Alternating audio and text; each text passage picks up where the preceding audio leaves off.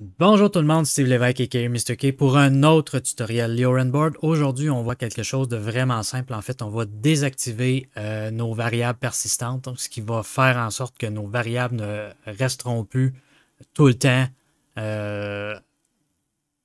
enregistrées. Fait que je vous montre ça tout de suite.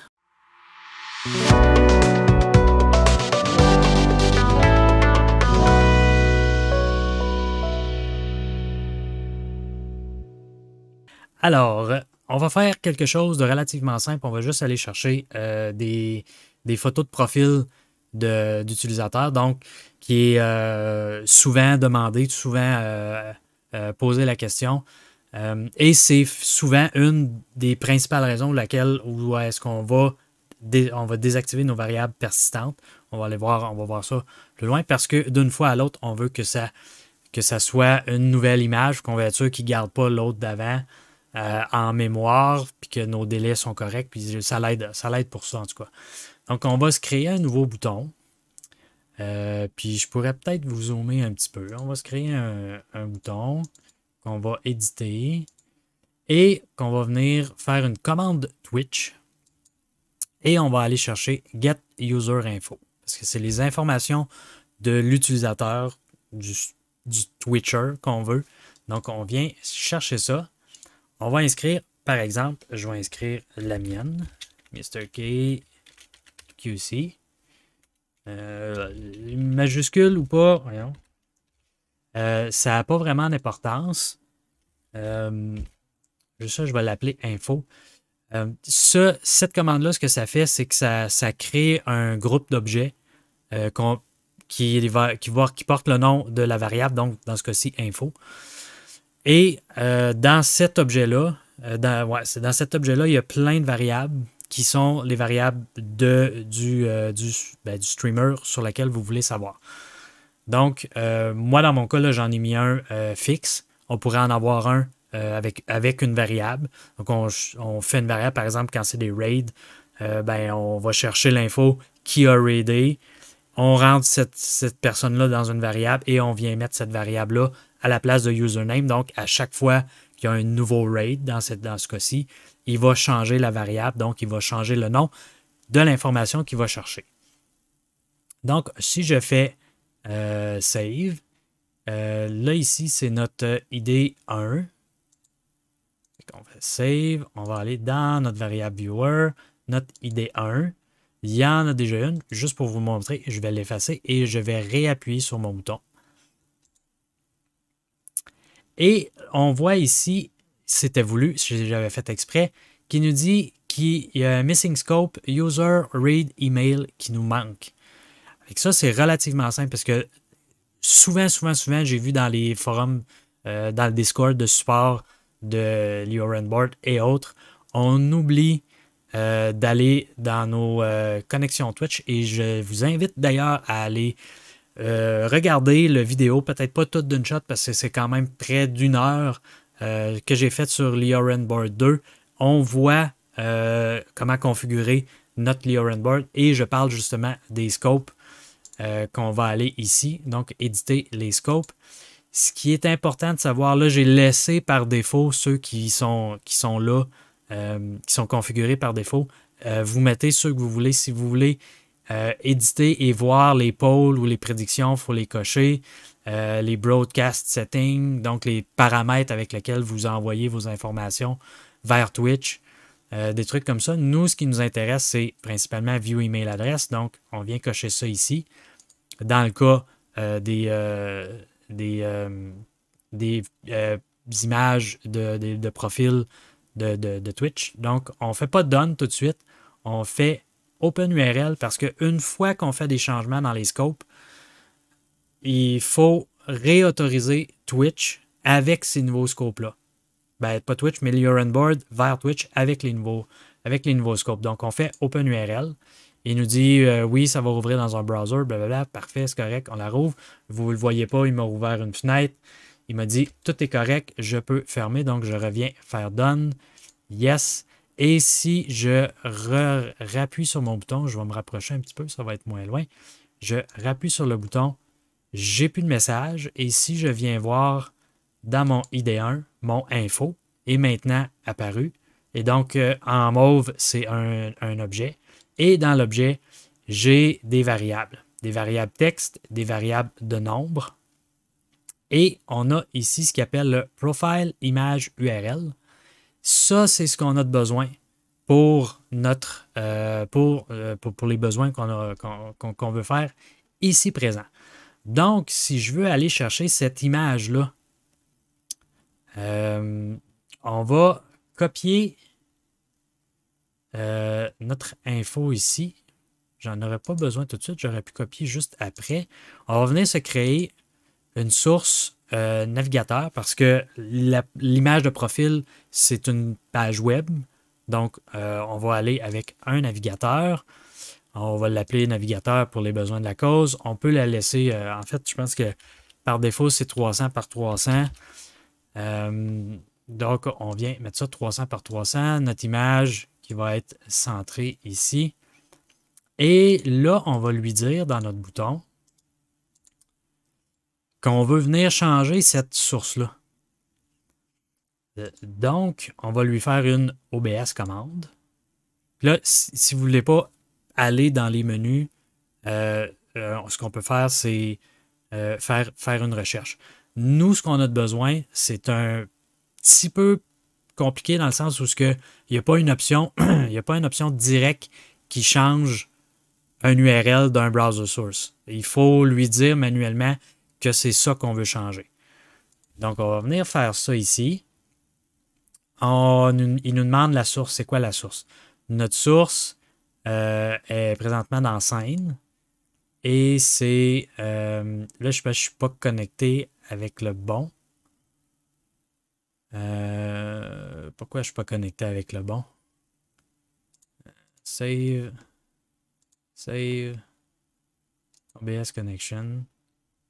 4445. Il n'a pas vu que j'ai mis à jour, mais c'est des choses qui arrivent. OBS est un petit peu capricieux, en fait. Donc, il n'a pas vu dans ma scène, il n'a pas vu que j'ai navigateur ajouté et il voit encore les anciennes sources que j'ai enlevées. C'est pas grave, on va lui mettre manuellement et j'espère juste que je suis dans le bon. Normalement, je serais supposé être dans le bon OBS, pas dans celui que je suis présentement en train d'enregistrer. Et ce qu'on veut changer, c'est le URL, parce que dans ce cas-là, c'est une URL. Et là, on va lui donner une valeur. On va lui demander d'aller chercher la valeur de la variable. Fait que nous, ce qu'on voulait, donc c'est une variable, puis si vous vous souvenez, on est dans une case blanche, donc il faut wrapper la variable avec un slash, un signe de pièce et un signe de pièce, un slash à la fin.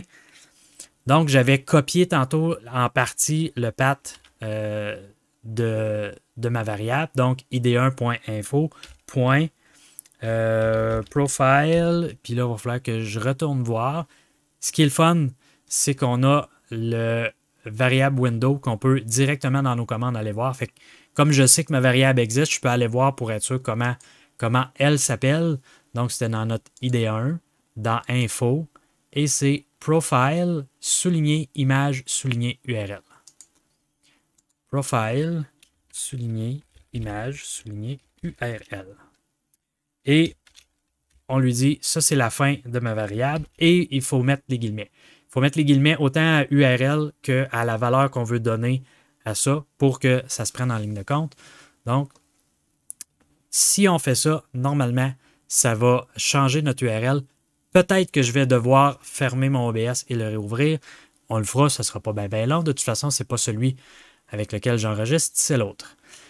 Par contre, ce qu'on veut être sûr que ça ne fasse pas, parce que là, je ne sais pas si vous le voyez quand même assez bien, mais ici, le fond de la commande 0 est en mauve. Le fait que ce soit en mauve, si ce n'est pas votre cas, ça peut arriver que pendant que vous regardez la vidéo, la version officielle qui a ça n'est pas sortie encore. Ça peut arriver que ça ne soit pas en mauve. Mais ce que ça dit en mauve, c'est que vous devez avoir un délai entre vos autres commandes et cette commande-là parce qu'elle, elle demande un certain temps avant d'aller chercher l'information et que l'information soit en mémoire dans l'URL board. Fait que ce qu'on va faire, c'est qu'on va se rajouter une commande d'attente, puis on va lui dire « Attends que la variable existe ». Et on va lui dire la variable info. Et du moment que ma variable info existe, même si c'est un groupe, tout ce qu'il y a à l'intérieur existe. Fait que je sais que si celle-là existe, le reste existe, on est correct. Et comme je ne lui mets pas de délai, il va attendre indéfiniment. Donc, si ça prend 1 seconde, il va attendre 1 seconde. Si ça en prend 3, il va attendre 3. Si ça en prendrait 10, il attendrait 10. Jusqu'à ce que la variable info existe, il va attendre. Généralement, ça ne prend pas 10 secondes, je vous rassure. Là. Et ce qui nous permet aussi de ne pas mettre de délai approximatif parce qu'on ne sait jamais exactement combien de temps ça va prendre ou pas.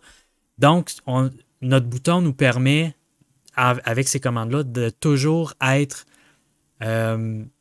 au plus rapide qu'on peut être. Et on ne pourra pas aller plus rapide que ce que les variables arrivent et fait. Fait que c'est un gros avantage qu'il y a dans la nouvelle version 2. Donc, si je sauvegarde ça et qu'on se croise les doigts, ça devrait marcher. On va ouvrir notre petit Stream Deck et si j'appuie sur le bouton, normalement, ça devrait être mon image, donc Cletus, qui devrait apparaître dans la source.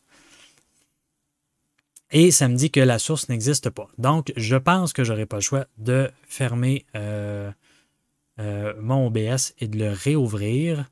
Donc, on va fermer celui-là ici. Puis là, on voit que mon main OBS est encore ouvert. Donc, est-ce que ça se pourrait que j'utilise le même port? Non, pourtant, c'est 4444. Et ici, c'est 4445.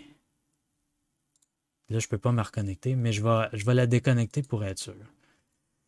Démo, non.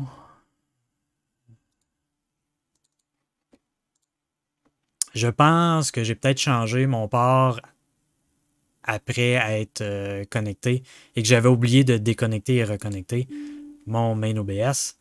Donc, si je save et si je viens voir ici, dans mes commandes, je n'ai que scène et j'ai ma scène directement où j'ai mon navigateur. Donc, je sais maintenant que je suis correct.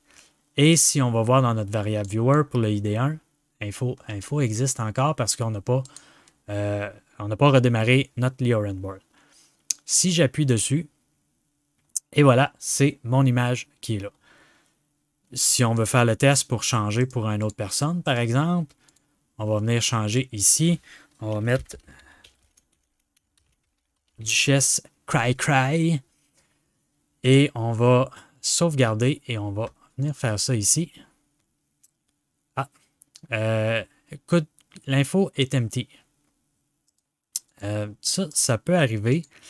J'ai fait une faute. Je ne sais pas si vous la voyez, mais ça veut dire qu'il n'a pas trouvé que l'info est empty, c'est qu'il n'a pas trouvé le compte qu'on lui a demandé, mais j'ai fait une petite faute, un petit boubou de ma part.